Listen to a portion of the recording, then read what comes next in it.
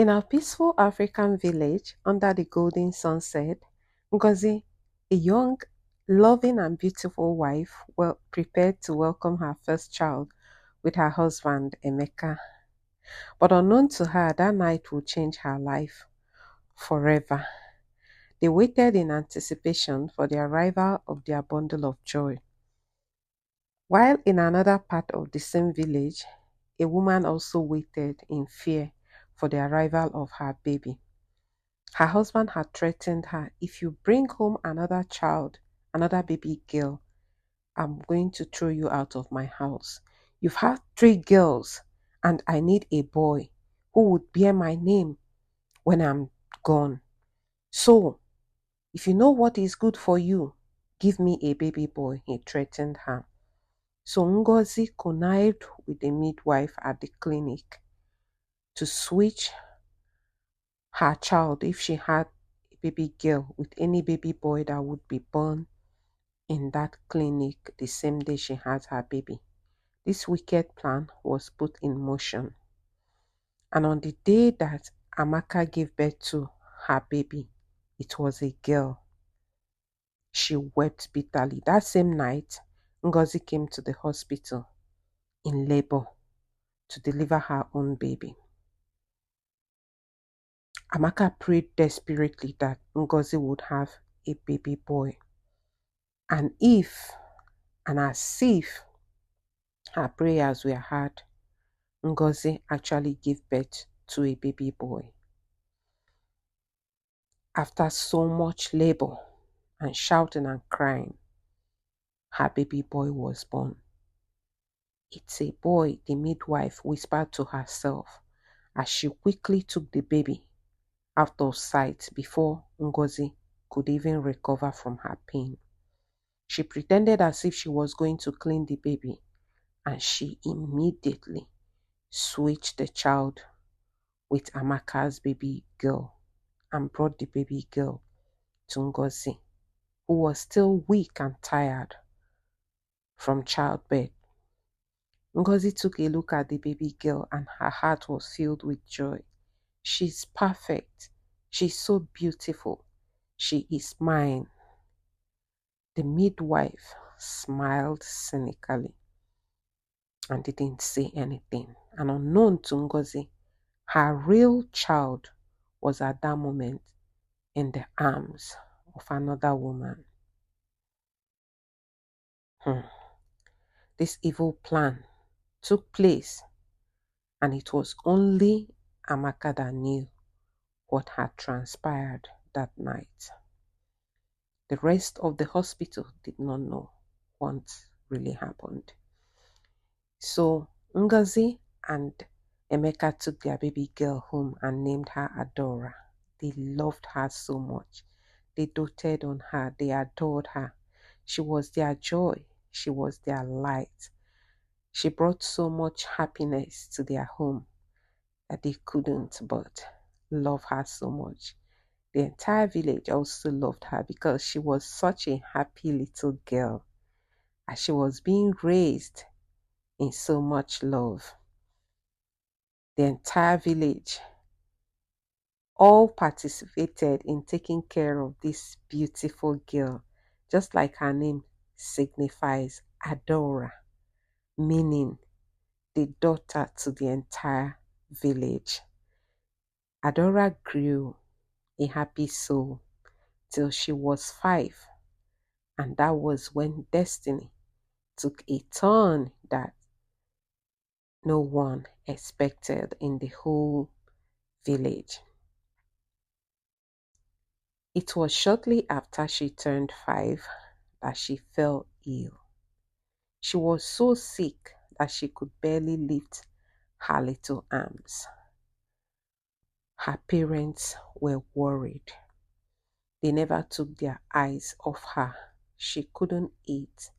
She couldn't do anything. Their happy girl soon turned to a sick and sad child. Their hearts were filled with worry. They prayed that she would get well, but all to no avail. So they took her to the hospital. Emeka took her in his arms and they rushed her to the hospital. When they got to the hospital, the doctor said she needed blood transfusion because her blood was short. So he ran some tests on her and her parents to see if any of them could donate blood to her. And it was when the result came out that the whole thing took a turn for the worse. Your daughter is AAS, but both of you are AA. This is surprising. This is medically not possible. Emeka and Ngozi exchanged surprised glances. How is that possible? Doctor, are you sure? Can you run the test again? I've done that already, but it still gives me the same thing. So, what is the explanation for this? Emeka asked. Well, I don't know what I'll say. This is a situation that I cannot explain medically unless the child is not yours. At that moment, a seed of doubt was planted in Emeka's mind. He turned to Ngozi, the cold look in his eyes. You cheated on me. You bettered another man's child. He accused her. In anger, he stormed out of the hospital, leaving Ngozi behind. Ngozi wept in confusion. How could I cheat on you? She cried. She turned to her daughter, who was looking so sick and frail, and her heart shattered into 1,000 pieces. How could Emeka accuse her of sleeping with another man when she has been faithful to him? And how could he abandon their child in the sick bed? Ngozi cried. She was confused. She didn't know what to do. She begged the doctors to try to save her daughter's life. She paced round the hospital in confusion. She didn't know whether to run after her husband or remain with her sick child. She prayed that her daughter would get well. It was while she was pacing the hospital she came across a boy looking sick. Meanwhile, Emeka went home and wept bitterly. He felt betrayed that Ngozi had slept with another man. He thought of ending it all. He was shattered. Meanwhile, Ngozi in the hospital noticed a sick little boy, and what she discovered on his face shocked her. For the little boy was a spitting image of her husband. The resemblance was uncanny. From his nose to his eyes to his forehead, the boy looked too much like her husband. She took a closer look. Something seemed to stir up in her. She looked for the boy's mother and asked about the birth of the boy. Did you really give birth to this boy? Did you give birth to him in this hospital? The mother of the boy, Amaka, could not meet her eyes. At a point, she broke down in tears and confessed to Ngozi the secret that she had borne all these 5 years, which had laid so much heavy weight on her heart. She finally unburdened her heart and confessed the truth to Ngozi. The entire village soon got wind of the whole story and everywhere erupted in rage. They accused the midwife of doing the unthinkable in their village. The midwife was in shame. She pleaded and begged. Together with Amaka, they knelt before the village head and pleaded for forgiveness. It was because of my husband. I wanted to maintain his love. Amaka sobbed. I wanted to help her.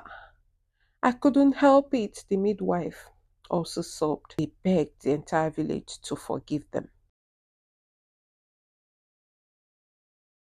Ngozi hugged her real son Namdi so tightly. She felt her heart was going to burst. She wept and cried for the child that she had never known was somewhere else all this while. And the little boy began to regain his strength. Emeka also came around and hugged the boy. He knelt beside his wife. He asked for forgiveness for accusing her of unfaithfulness. He hugged his boy very tightly while the villagers watched. Everyone was in tears. No one could have believed that such an evil plan could be hatched in their village.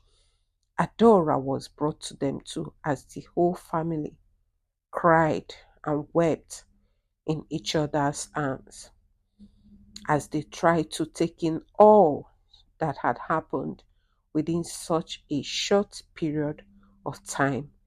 But healing was returning to their family. And it was at this moment that they knew they had to take a decision. What do we do now? Emeka asked. Ngozi wiped her tears. We take back our son, but we do not abandon Adora. The whole village fell silent. Emeka sighed deeply. Then slowly he walked to Namdi, kneeling before him. You are my son, he whispered, his voice cracking, and I'll never leave you again. Namdi's small hands trembled as he reached for his father. The moment they embraced, tears flowed freely. Then Emeka turned to Adora, kneeling before her. But you, my daughter, you will always have a place in my heart. If you wish to stay with us, we'll raise you as our own, as we have always done, and will always love you. Adora's small eyes filled with tears. She turned to Ngozi and Emeka and whispered, I don't want to leave you. You're my parents. In that moment, the decision was made. Both children would stay. A tearful reunion. As for Amaka, she was left to face the consequences of her actions. Her husband, furious at the truth, abandoned her. Meanwhile, the midwife was stripped of her duties never to deliver in another child in the village. As for Ngozi and Emeka and their children, they worked hard to rebuild their family. Namdi, once frail and sick, grew stronger each day, knowing he was finally home. And Adora remained in the family that had loved her from birth. She was not a daughter by blood, but by love. Sometimes fate leads us down painful roads, but the truth always finds its way home. Blood may bind us, but it is love that truly makes a family. Thank you for watching.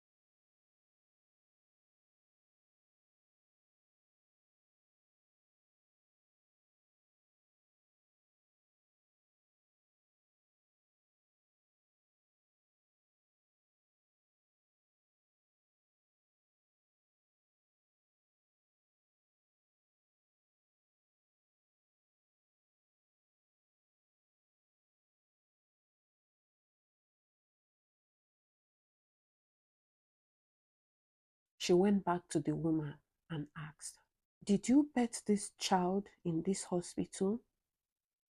There was a flicker across the woman, a flicker of doubt across the woman's face. Then she answered, yes, and lowered her gaze. Abike knew something was wrong. She pressed on. Please, did you give birth to this boy in this clinic? The woman couldn't raise her face again. She looked on the ground, but she couldn't look at Abike in her face. Abike sat down, her heart thumping. Her heart thumping so hard she could hardly breathe. Then she sat on the bed and spoke gently to the woman. I have a child who is also sick in this hospital. She's our world. But unfortunately, she fell sick, and that's what brought us here. But right now, my heart is shattered to 1,000 pieces, because the result showed that our child may not be ours, and we don't know where the confusion is coming from. The woman looked up slowly at Abigail, tears falling from her eyes. Then she asked her, "Did you have this same child, this your child, in this same hospital?" "Yes," Abigail said. "When was that?" the woman asked. Abigail told her. At that point, tears began to stream down the woman's face. She began to cry uncontrollably. Abigail comforted her, not knowing exactly why the woman was crying, but probably because the woman's son was so sick. Her shoulders shook as she sobbed deeply. Then she told Abigail she also gave birth to her son on the same night that Abigail gave birth to her own daughter. But that was not the end of the story. She had a secret that had been eaten deep into her. Then she went ahead and told Abigail that she had a baby girl, which was switched with this baby boy, because her husband threatened to drive her out of the house if she gave birth to another baby girl. Abigail's hands shook. She shivered at the woman's words. She didn't know how to feel. She didn't know what to say. She shook. She opened up her mouth to talk, but no words were forthcoming. Do you mean that this boy is not biological yours?" she asked the woman, fearing the woman's response. The woman nodded slowly. "Yes, I actually had a baby girl, and another woman had this baby boy, and they were switched at birth." At that instant, a damnation happened to them both. Abigail looked at the boy again, the spitting image of her husband, and knew instantly that that was her son. Abigail was shaking. She could hardly move her legs. She took the woman down the ward to where her daughter was lying sick. When they got to the bed, she looked at her daughter and looked at the woman. She didn't need to be told that the woman was the mother of her daughter. What a tale. What happens when the truth comes too late? Can love fix what was broken? How is this situation going to be remedied? Stay tuned for the shocking conclusion.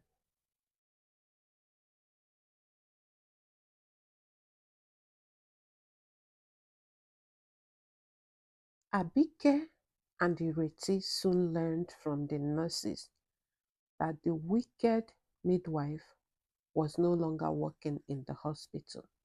As a matter of fact, she had opened her own delivery home where she single handedly delivers pregnant women.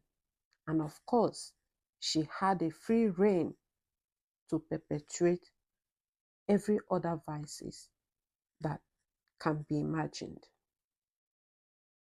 The village was soon aware of what had happened, and everywhere was chaos.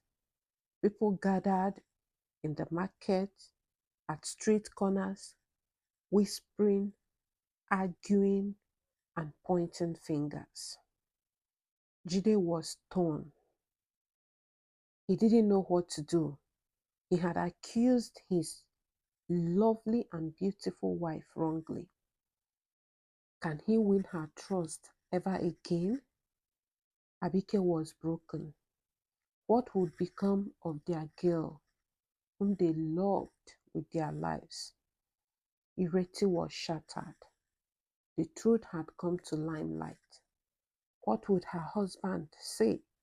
What would he think?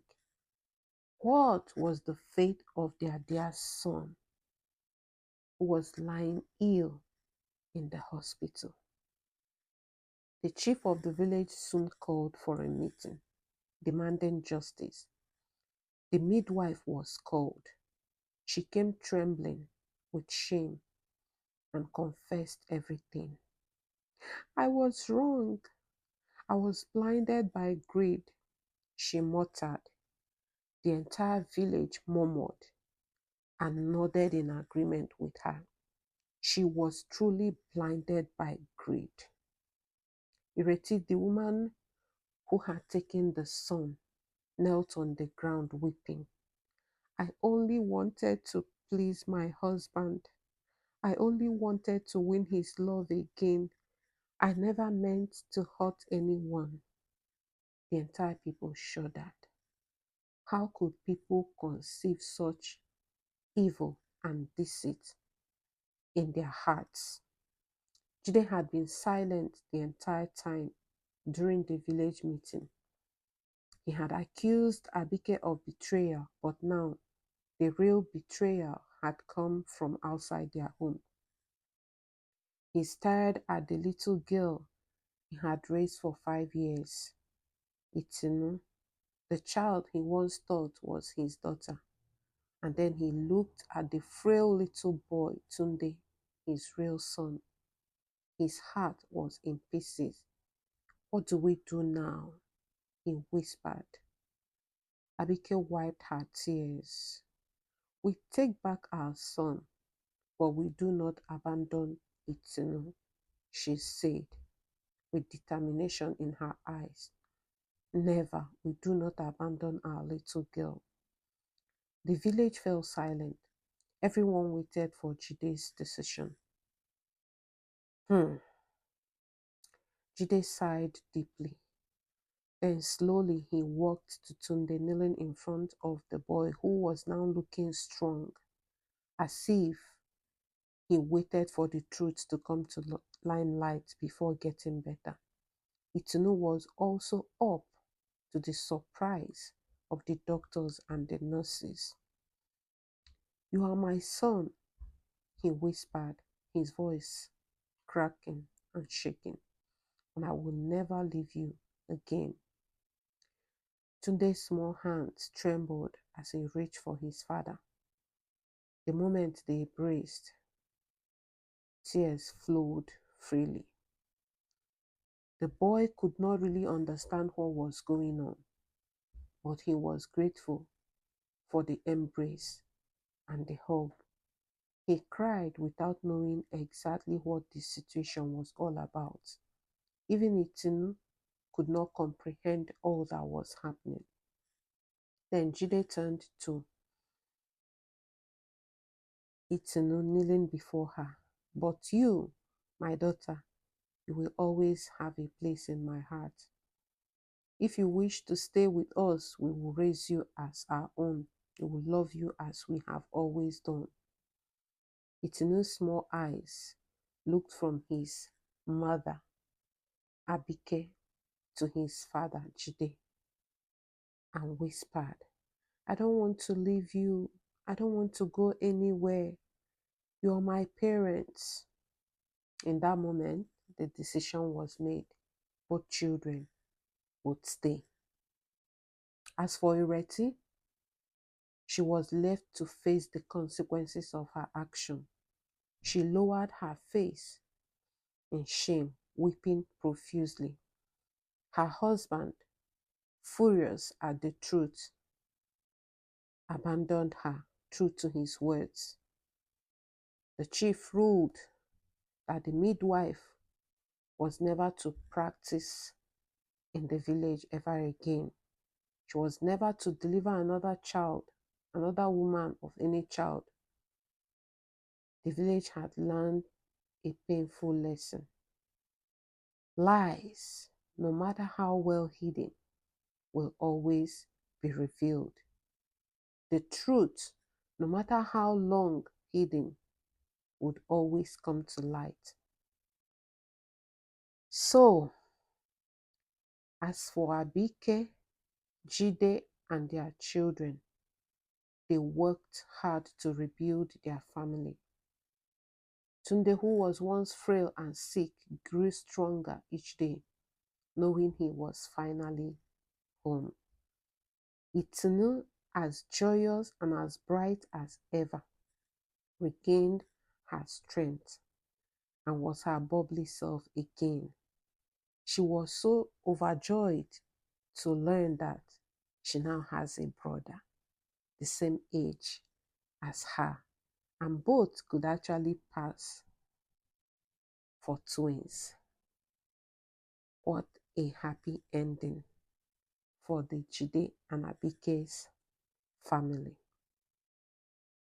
Peace has since returned to the village, but a new dawning, a new realization has also set in as people looked at one another with suspicion, wondering if the child they have are actually theirs.